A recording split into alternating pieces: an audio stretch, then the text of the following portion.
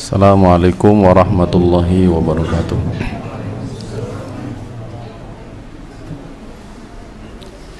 Alhamdulillahirabbil alamin. Hamdan katsiran thayyiban mubarakan fih kama yuhibbu rabbuna wa yardah. Alhamdulillah alladzi bi ni'matihi tatimmus shalihat.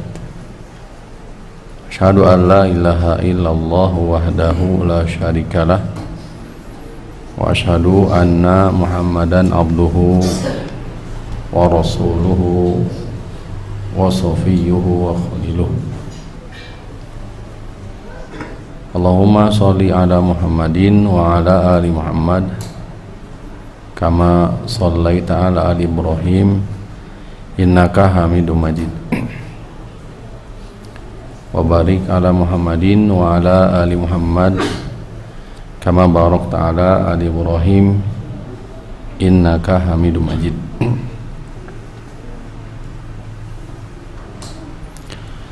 Hadirin rahimani wa rahimakumullah. Alhamdulillah pada malam ini kembali kita dipertemukan oleh Allah Subhanahu wa taala, dimudahkan oleh Allah, diberikan karunia hidayah dan taufik sehingga kita kembali bisa bersama-sama duduk di dalam majelis ilmu. Majelis ilmu adalah pintu turunnya rahmat Allah Rabbul Alamin. Majelis ilmu adalah tempatnya sakinah, ketenangan. Majelis ilmu adalah tempatnya maghfirah. Majelis ilmu adalah tempatnya diangkat derajat kita di hadapan Allah. Hal ini sebagaimana disabdakan oleh Nabi kita yang mulia Nabi Muhammad SAW, majtama'a qaumun fi baitin min buyutillah yatluna kitaballah wa yatadarasunahu bainahum illa nazalat alaihimus sakinatu wa ghasyiyatuhumur rahmatu wa hafathumul malaikatu wa dzakarahumullahu fi man indahu wa man bata'a bihi amaluhu lam yusri nasabuhu. Kata Rasulullah di dalam hadis ini, tidaklah satu kaum berkumpul di salah satu rumah Allah dalam rangka membacakan ayat-ayat Allah Al-Quranul Karim, saling mempelajari, saling mentadaburi, kecuali akan turun kepadanya berupa ketenangan, rahmat, maghfirah. Kemudian juga senantiasa disebut-sebut oleh Allah di hadapan para malaikat, diangkat derajat kita.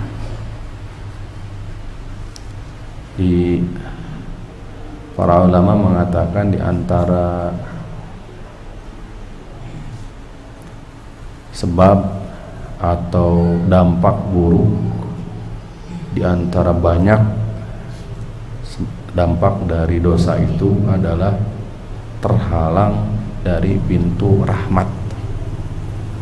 Dosa dan maksiat itu Pak akan menghalangi dari pintu rahmat Allah, sehingga baginya terasa berat untuk melakukan beragam kebaikan karena pintu rahmat baginya tertutup. Majelis ilmu sebagaimana tadi telah disampaikan, disebutkan bahwa salah satu wasilah turunnya rahmat Allah. Bahkan boleh dikatakan kalau melihat di hadis yang lain, sebab utama kemudahan kita masuk ke surga Allah itu adalah dengan majelis ilmu. Jika kita masih berat melangkahkan kaki dalam rangka menuntut ilmu, menghadiri majelis ilmu, datang ke rumah Allah, Baitullah, dalam rangka menunaikan ragam ketaatan kepada Allah, maka ketahuilah Pak, itu tanda indikator bahwa Allah tahan rahmatnya dari kita.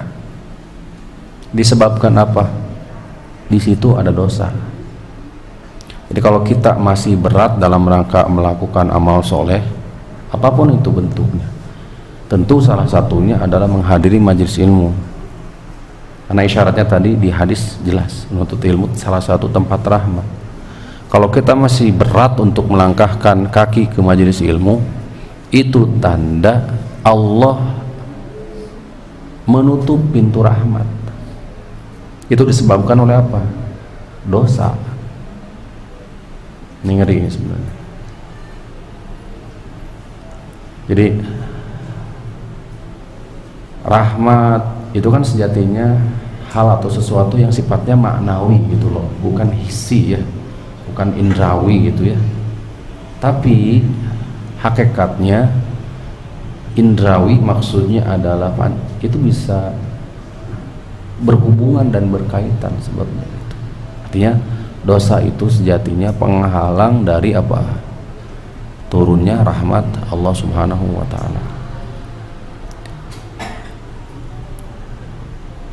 Harapan kita tentu kita berdoa senantiasa menguatkan diri, menguatkan azam. Mudah-mudahan Allah senantiasa melimpahkan rahmat kepada kita, dihindarkan kita dari ragam dosa dan maksiat. Bukan berarti manusia itu, orang yang bertakwa itu orang yang tidak pernah melakukan dosa dan maksiat, bukan. Karena di dalam Al-Quran Allah jelaskan demikian. Ciri orang yang bertakwa itu ketika terjerumus dosa dan maksiat, ketika melakukan zalim terhadap diri sendiri, zakarullaha fastaghfaru lidzunubihim, ingat kepada Allah dan beristighfar, kembali memohon ampunan kepada Allah. Dan itu juga dikatakan sebagai unwanus sa'adah, alamat kebahagiaan itu 3 apa? 1 ya, apabila diberi kenikmatan dia bersyukur. Yang kedua, apabila diuji oleh Allah dia bersabar. Dan yang ketiga, ketika terjerumus ke dalam dosa dan maksiat, istighfar, dia beristighfar, segera beristighfar. Bapak dan Ibu yang dirahmati oleh Allah, semoga Allah senantiasa melimpahkan rahmat kepada kita semua. Tema pada kesempatan kali ini adalah melanjutkan pertemuan kemarin seputar keutamaan daripada la ilaha illallah.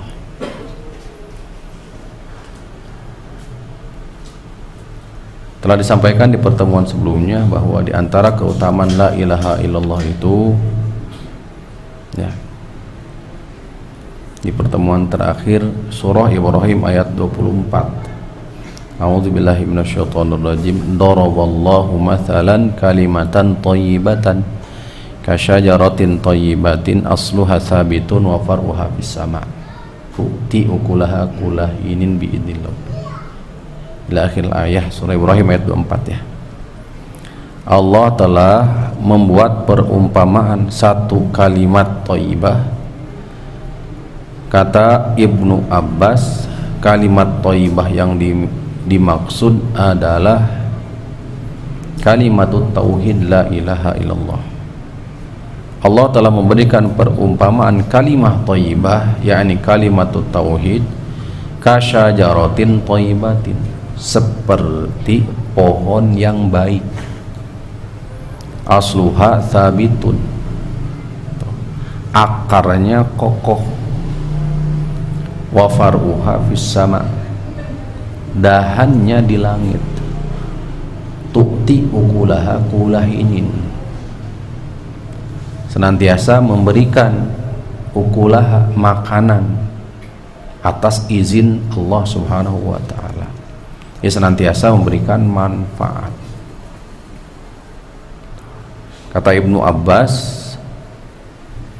asluha tsabitun fi qalbil mu'min, akidahnya kokoh menancap di hati, diri, jiwa seorang mukmin. Wa far'uha, sedangkan dahannya al amalus soleh, amal soleh. Artinya tauhid itu akan berbuah amal soleh. Tauhid yang baik, keimanan yang sempurna, keimanan yang baik, ketakwaan yang baik, itu akan melahirkan apa? Amal soleh. Tuh.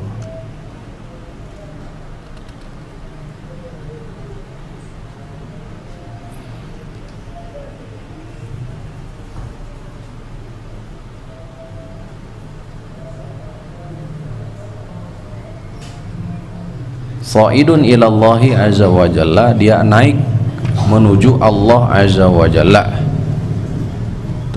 Jadi amal soleh itu naik ke atas.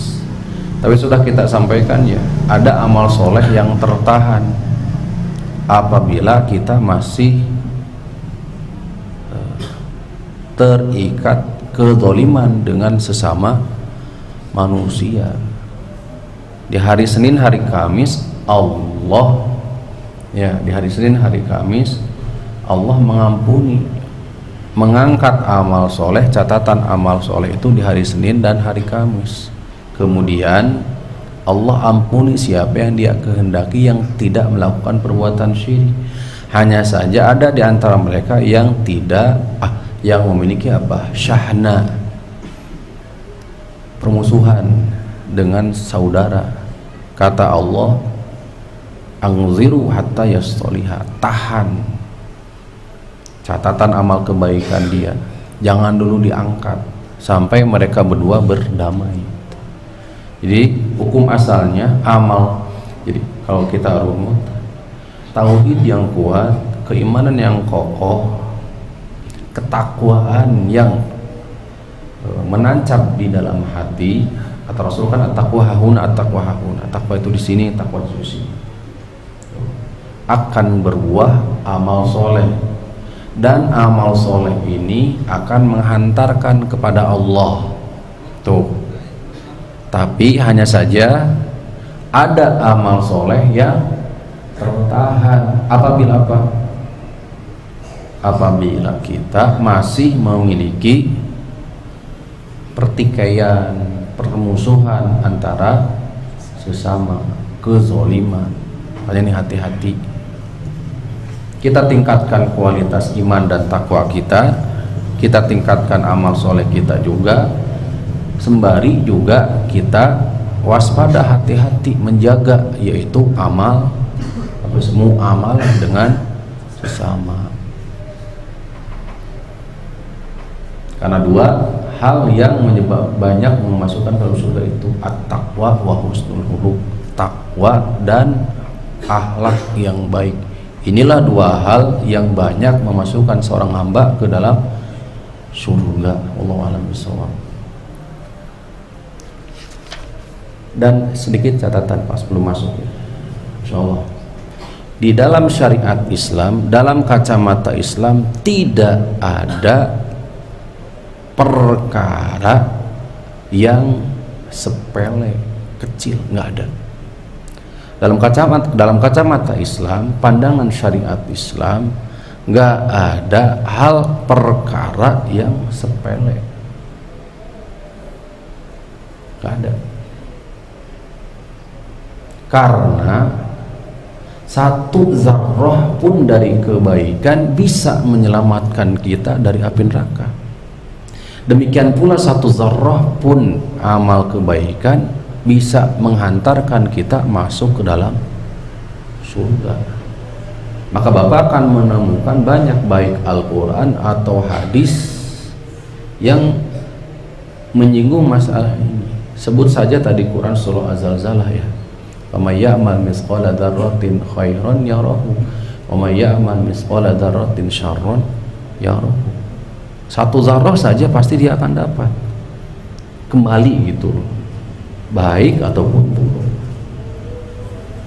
Di hadis la tahqiranna minal ma'rufi syai'a, Jangan sekali-kali merendahkan, menganggap enteng perkara baik, ma'ruf. Karena ada seorang wanita yang masuk surga hanya saja hanya saja ngasih minum ke anjing, padahal asalnya wanita pezina. Bilal bin Rabah dikabarkan bahwa telapak suara terompahnya itu sudah terdengar di surga. Gara-gara apa? Hal yang dianggap menurut kita juga bisa mungkin, tapi sejatinya yang membedakan adalah di sini ketakwaannya beda itu. Tuh. Bapak di kitab Tauhid juga disebutkan ada orang yang di kitab Tauhid bab berkurban, inna salata wa nusuki wa mahyaya wa mamati lillahi rabbil alamin, itu disebutkan ya, disebutkan bahwa ada dua orang yang hendak melewati satu kampung, satu perkampungan. Penduduk kampung tersebut itu tidak memberikan izin kepada mereka berdua untuk lewat di kampung tersebut dengan selamat kecuali harus menyerahkan kurban. Tuh.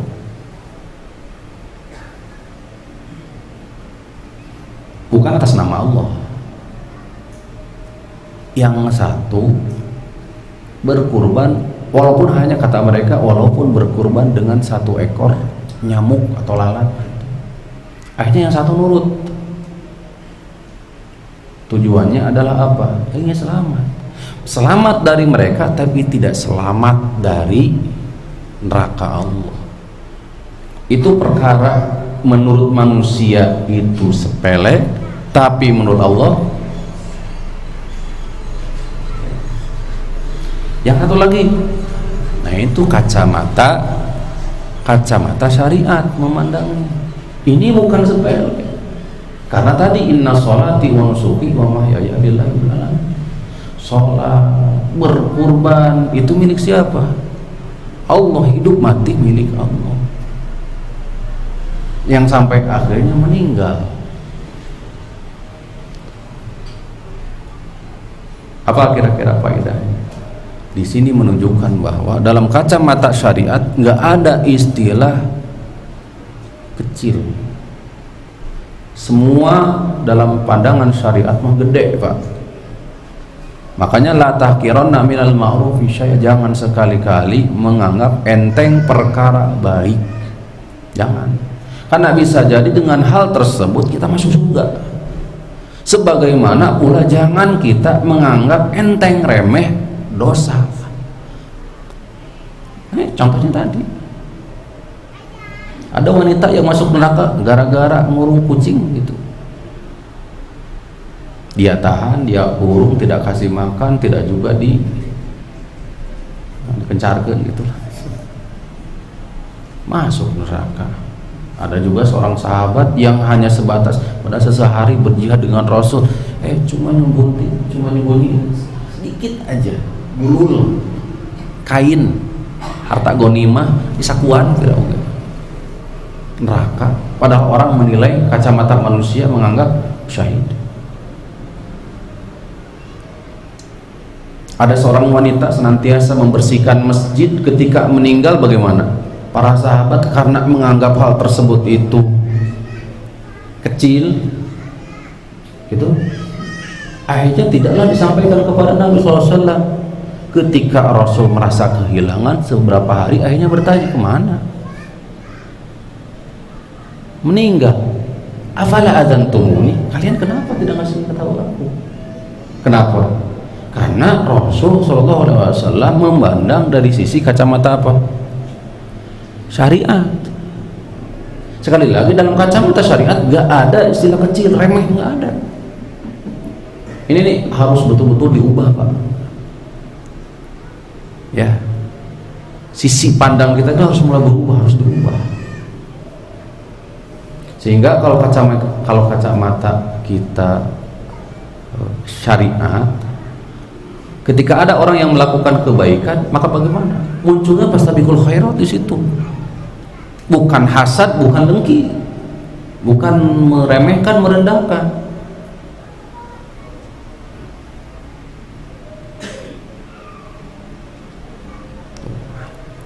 Hanya saja ini dia, kita nggak lepas dari sisi kemanusiaannya. Mahal khata' wa nisyan itu tempatnya lupa, tempatnya juga salah gitu loh, banyaknya salah gitu. Zoluman jahula, udah mazolim jahil. Akhirnya yang kacamata pandangan yang kita pakai itu kacamata apa? Iya, pandangan manusia. Jadi menilai sesuatu itu dari sisi apa? Banyak sedikit.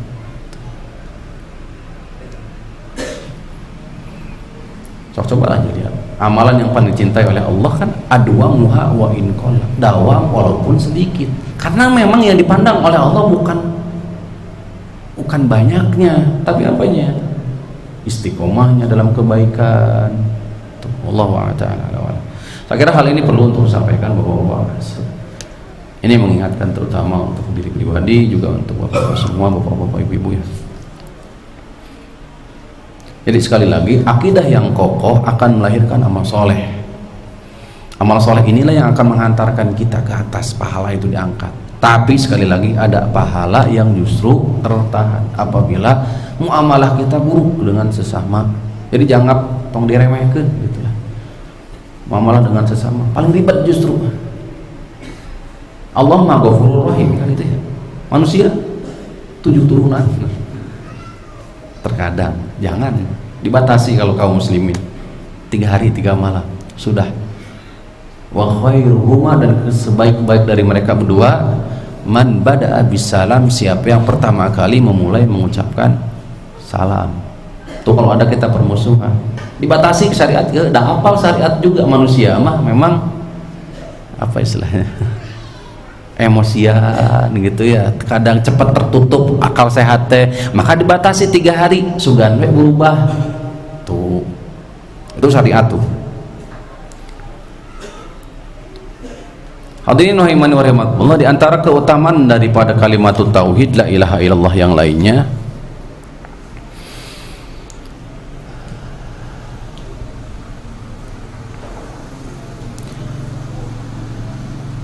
dari sahabat Abu Dzar Al-Ghifari ya, dari sahabat Abu Dzar Al-Ghifari secara marfu hadis ini, hanya saja banyak menilai hadis ini dhaif katanya sebagian, hanya saja dari sisi makna benar.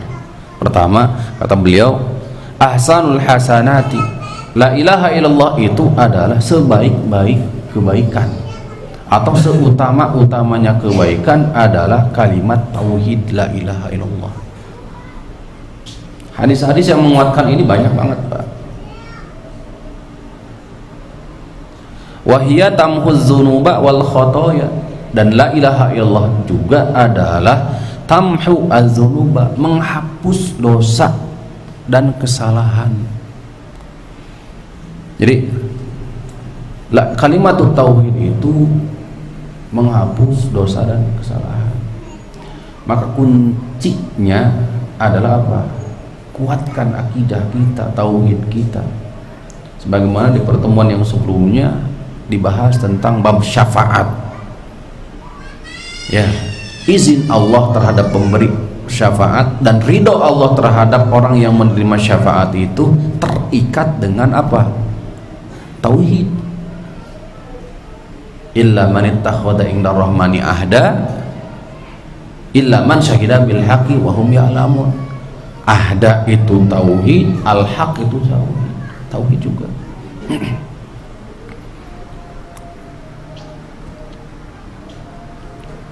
Jadi di sini apa katanya? Tauhid itu seutama-utamanya kebaikan dan penghapus terhadap dosa dan kesalahan. Selanjutnya dari riwayat Imam Muslim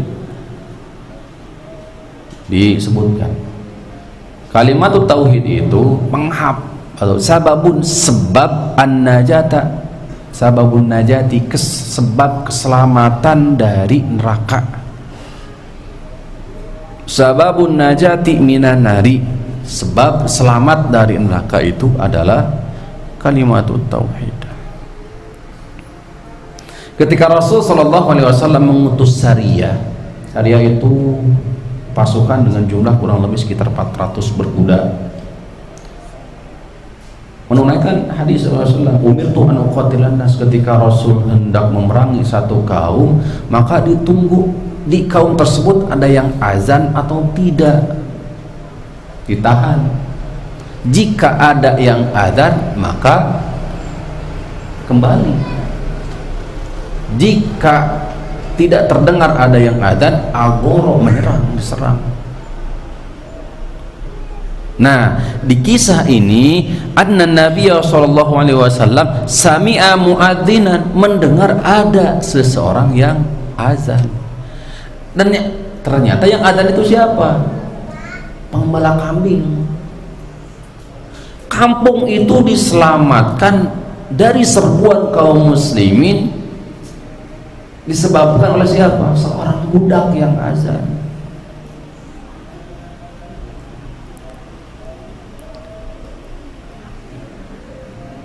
Mana tadi kan temanya sababun najat, selamat, keselamatan dari api neraka. Kata Rasulullah ketika mendengar suara azan, asyhadu an la ilaha illallah, kata beliau, kharajta minan nar, kamu akan keluar dari neraka, kata Rasulullah. Berarti konsekuensi kalimat tauhid itu mengeluarkan pelakunya, mengeluarkan orang yang berucap kalimat tauhid ini dari neraka, pasti bakal keluar.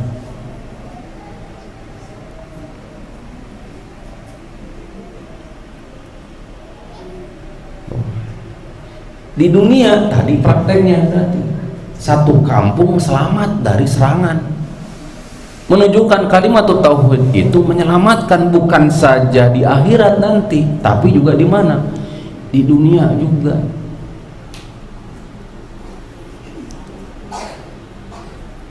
Di hadis Ubadah bin Samit, man syahida an la ilaha illallah wa anna muhammadar rasulullah haramallahu ala nari alaihi an-nar. Siapapun yang bersaksi dua kalimat syahadat,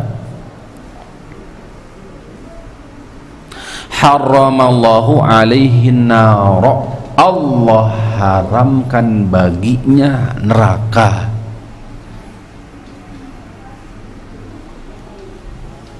Kadang hati-hati harus dipahami Pak, nas syariat kalau ada berupa haram itu maksudnya dua Pak. Ada haram mu'abbad, selamanya tidak akan masuk neraka. Ada haram banyak, bisa jadi maknanya haram kembali lagi, haram masuk neraka orang kafir. Itu rincian. Jadi kalau ada kalimat Allah haramkan baginya neraka, satu maknanya adalah haram masuk lagi ke neraka, berarti asalnya kemana? Asal di mana? Asalnya di neraka, kemudian Allah keluarkan, haram, Allah haramkan kembali lagi dia, sehingga menumbuhkan khaufat muncul. Yang kedua maknanya adalah haram baginya siapapun yang mengucapkan la ilaha illallah masuk ke nerakanya orang-orang kafir, karena orang-orang abadan kan selamanya.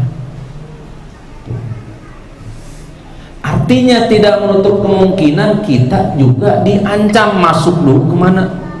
Neraka. Nah, ini menumbuhkan rasa takut seperti ini.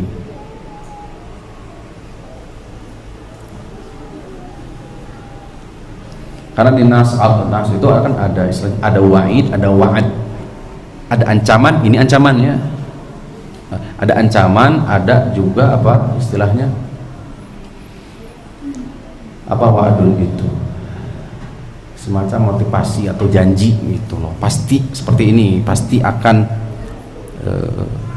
keluar dari neraka atau haram baginya neraka gitu, ada paparannya.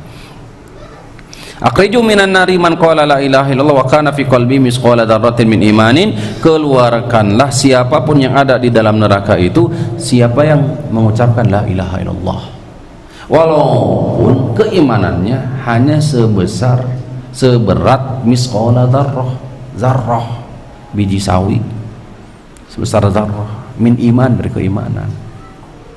Pasti akan keluar itu siapapun yang memiliki keimanan. Tapi sekali lagi dari mana? Dari neraka, berarti dia masuk dulu sesuai dengan kadar dosa dan maksiat.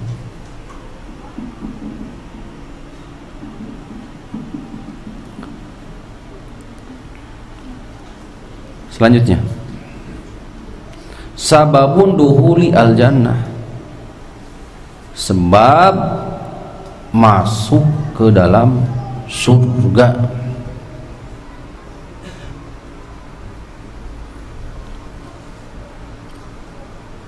Sebab masuk ke dalam surga.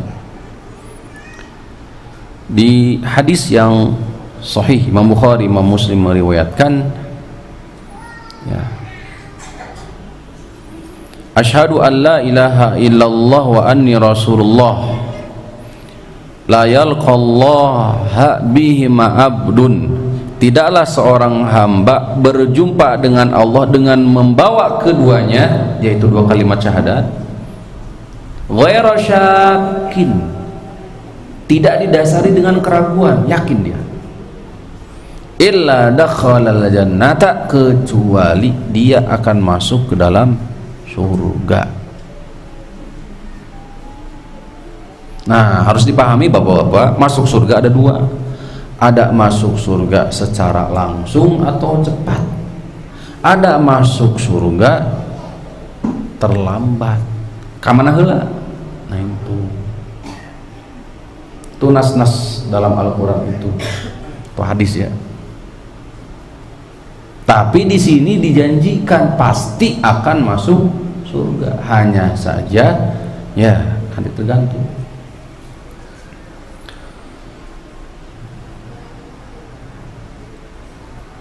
Maka di hadis yang lain, man qala asyhadu an la ilaha illallah wahdahu la syarika lahu wa anna muhammadan abduhu wa rasuluh wa anna Isa abdullah wa ibnu ummati, dan mengakui bahwa Nabi Isa adalah hamba Allah dan ibnu ummatihi atau ibnu ammatihi, anak dari ibunya, yaitu Siti Maryam, wa kalimatuhu alqah, dan kalimatnya Allah lemparkan kepadanya, kepada Maryam, wa ruhum min, wa annal jannata haqqun, dan meyakini bahwa surga adalah hak, neraka adalah hak. Adkhalahu Allahul jannata, maka Allah akan masukkan dia ke dalam surga. Min ayyi abwabil jannati ats-tsamaniyah, dari pintu surga manapun yang 8. Siapa yang mengucapkan la ilaha illallah, dua kalimat syahadat, meyakini bahwa Nabi Isa adalah hamba dan utusan Allah, meyakini betul bahwa surga adalah hak, neraka adalah hak, pasti akan masuk surga dari pintu manapun yang 8. Inilah bapak-bapak, ibu-ibu yang membedakan kita dengan kaum musyrikin itu, kaum orang-orang kafir, yaitu keimanan kita terhadap alam gaib. Orang kafir gak akan mungkin mengimani hal ini, karena sekali lagi tolak ukur mereka adalah panca indera. Itulah yang dinamakan oleh mereka itu ilmiah atau logis, kata mereka gitu. Sehingga mereka dengan yakin zaman ladina kafaru alla yub'atsu, mereka meyakini, menganggap bahwa mereka tidak akan dibangkitkan. Kata Syekh Muhammad Abdurrahman As-Sa'di dalam tafsirnya surah Al-Baqarah ayat ketiga, alladzina yu'minuna bil ghaibi, kata beliau, hadza, ini merupakan sebab pembeda antara muslim dan kafir, karena yang mendasari keimanan terhadap alam gaib adalah taslim, jadi membenarkan apa yang dikabarkan oleh Allah dan Rasul, sehingga meyakini tentang alam gaib, sedangkan mereka enggak. Jadi ini yang membedakan antara kita dengan mereka, yakni orang kafir itu.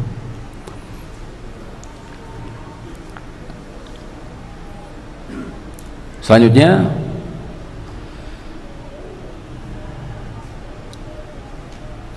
Zikir yang paling utama adalah kalimatut tauhid. Seutama-utamanya zikir adalah kalimatut tauhid.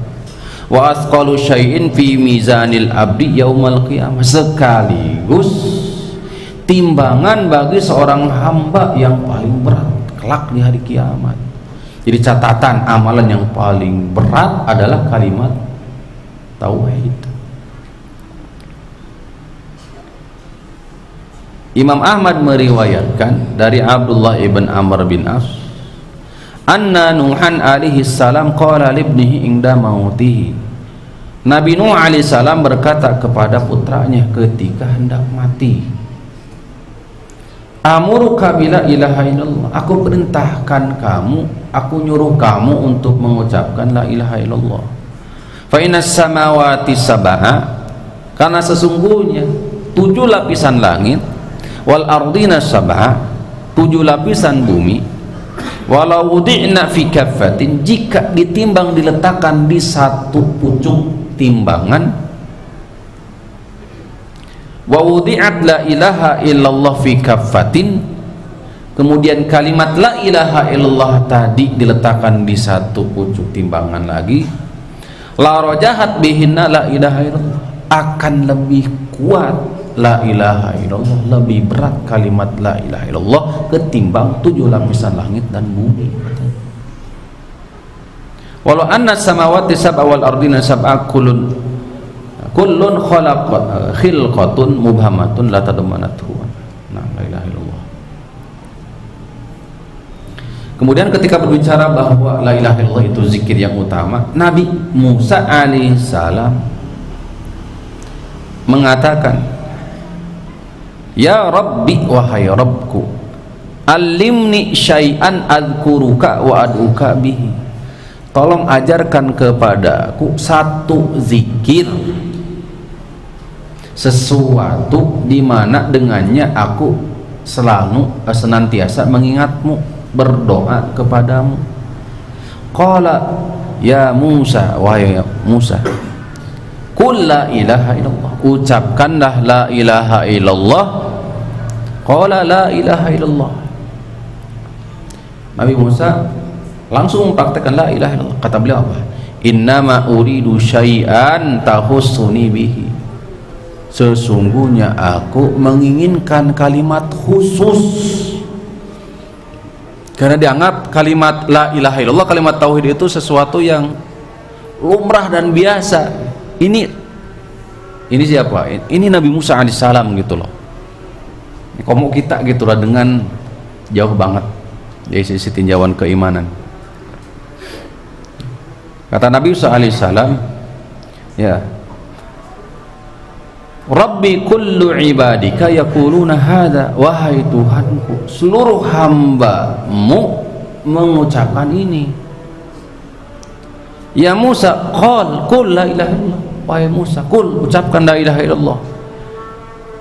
Innama uridu syai'an takhussuni, kata Nabi Musa, sungguhnya aku ingin perkataan khusus. Qala ya Musa, law anna samawati sab'a wal ardina sab'a wa amirahunna, kalau langit dan bumi 7 lapisan keduanya, kemudian juga para penghuninya selain dariku, itu diletakkan di satu pucuk, kalimat tauhid la ilaha illallah di satu pucuk, maka la rajahat pamalat bihinna la ilaha illallah, jadi lebih condong ke kalimat la ilaha illallah. Ya hadirin rahimani wa rahimakumullah, masya Allah. Jadi kalimat tauhid itu adalah kalimat yang paling dahsyat. Tuh, paling dahsyat.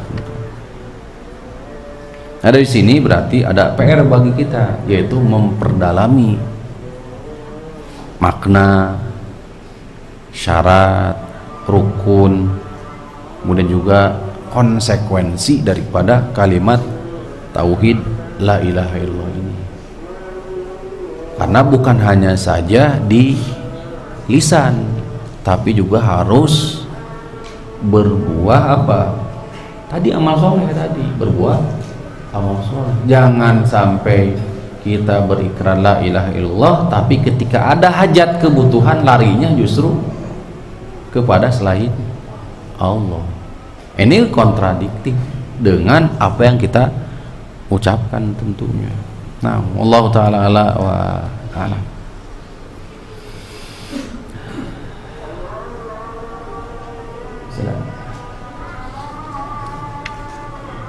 Baik, saya kira cukupkan, nanti kita akan lanjut.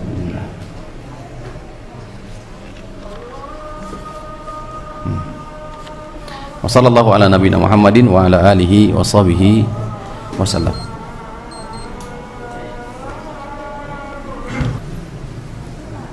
Alhamdulillah. Wassalatu wassalamu ala Rasulillah wa ala alihi wa sahbihi wa man wallah, wala hawla wala quwwata illa billah. Di hadis Imam At-Tirmidzi, Imam An-Nasa'i, kemudian juga Imam Ahmad rahimahumullah, dari sahabat Abdullah bin Amr bin As. Hadis ini dikenal dengan hadis bitoqah, hadis kartu, yakni catatan amal. Qala sami'tu Rasulullah sallallahu alaihi wasallam yaqul, saya pernah mendengar Rasulullah sallallahu alaihi wasallam berbicara mengatakan, innallaha sayukhallisu rajulan min ummati, sesungguhnya Allah akan menyelamatkan seseorang dari umatku, ala ru'usi al-khalaik, di atas ru'usil khalaik, atau di tengah-tengah al-khalaik, seluruh makhluk.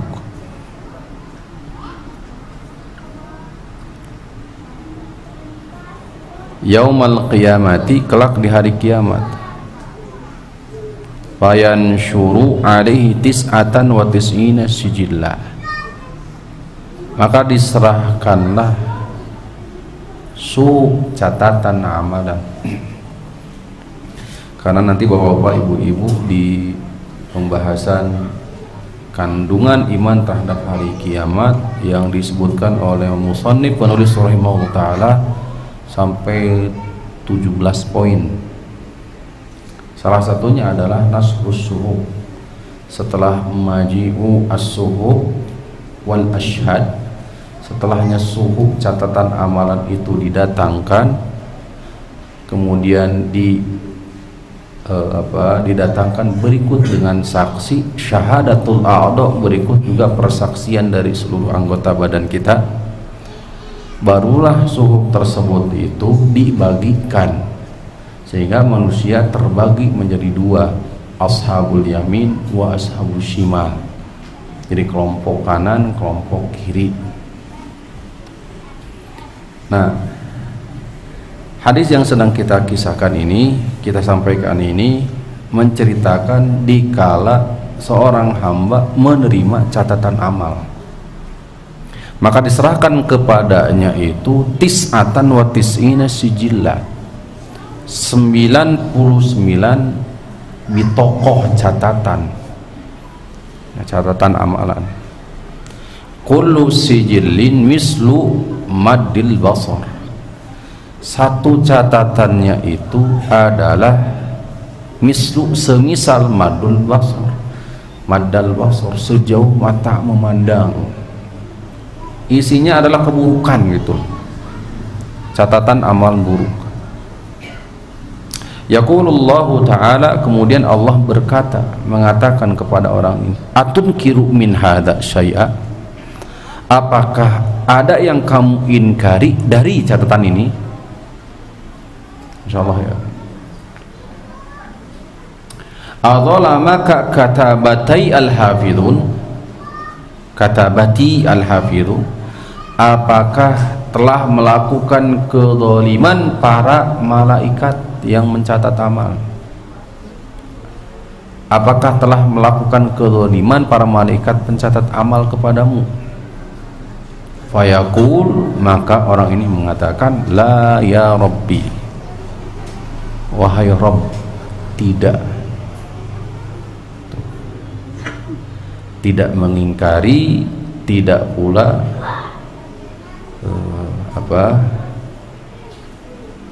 mendolimi.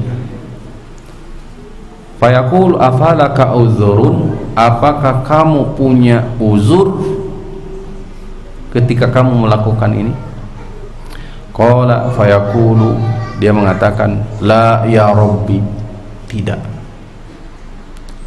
tidak wahai Tuhanku, wahai Rabbku. Fayaqulu bala inna laka indana hasanatan, tentu sesungguhnya milikmu bagiku di sisiku ada satu kebaikan. Wa innahu la dzulma 'alaikal yauma, sesungguhnya hari ini tidak ada kedzaliman bagimu.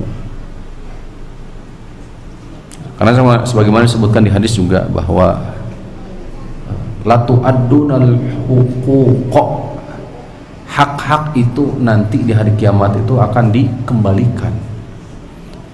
Jadi kalau di dunia hak kita umpamanya terzalimi, maka hari kiamatlah hak tersebut itu akan kembali. Sampai disebutkan di situ apa, 2 ekor kambing domba patah kan gitu, korna, sampai disebutkan akan dikisos.